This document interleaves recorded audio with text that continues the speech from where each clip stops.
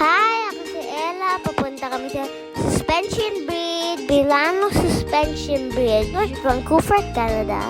Galing din dito. Device ganda. Pero ngayon, kasama ko yung mapinsan ng daddy ko. Galing sila sa Davao, Philippines. Masaya ako, nibisita dahil nila ako. Okay, pasok na tayo.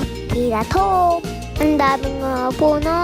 Ang tataas, ang lalaki. Ang haba naman ng tulay. Ang dami ng tao. Ano ng view. Sinong kaya ang takot? Laan niya. Kasama namin. Ang taas-taas naman kasi walang titingin sa baba. And so, anong gagagawa mo dyan? Uy, muni-muni sila. Tara, lakad na tayo. Tara, i-explore natin to. Ang ganda naman ng trails nila. Uy, may treetop adventure. Try din natin to. Alam mo, may suspension bridge dito.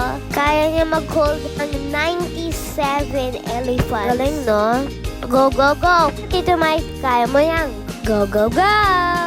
Ang galing mo din, Enzo. Naapo ang laki-laki ng puno, no? Yakapin natin! Wow, Pan. Pakita daw kayong other, pero wala nang kayo nakita.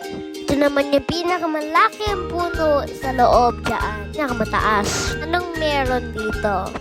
Isda? Lumalangoy. Naman tayo sa ilalim ng tulay. Ganito pala yung baba. Pahinga time. Yahoo! Tito Patrick, Tito Sedi, sa cliff walk. Lalakad pala sa pangin. Nakakalula. Sulit na sulit naman sa view. Amazing. Cheer picture, smile. The mushroom fitness. So, pauwi na kami. Thank you po, Jesus, sa magandang weather. Ulitin. Bye!